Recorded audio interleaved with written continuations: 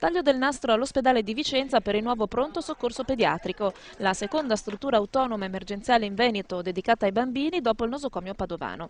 La nuova unità si presenta ai suoi piccoli pazienti che nel numero di 16.000 all'anno già frequentano San Bortolo.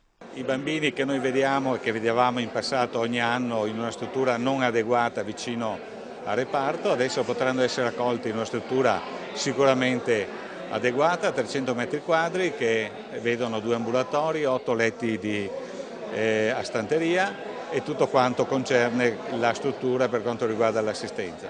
Oltre al pronto soccorso abbiamo una serie di funzioni molto importanti che vanno dalla degenza normale con 25 posti letto alla rianimazione neonatale con 15 posti letto e 5 di rianimazione intensiva.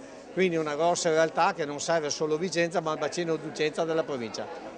Il nuovo pronto soccorso, attivo peraltro già da qualche mese, è stato costruito con soldi pubblici ma anche grazie ad un ingente contributo della Fondazione Città della Speranza, che collabora e collaborerà anche in futuro con la nuova unità, e alla generosità di una mamma che dopo una dolorosa perdita ha permesso l'acquisto di tutti gli arredi.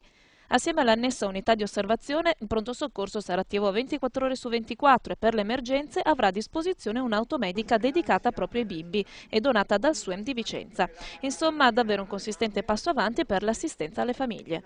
Ma questo dà maggiore garanzia proprio sul territorio perché gli interventi siano celeri, siano interventi fatti in sicurezza dell'automedica con presenza appunto del medico a bordo e che diano garanzia che questi 8.000 interventi che vengono fatti all'anno su tutto quanto il territorio veneto vadano a buon fine.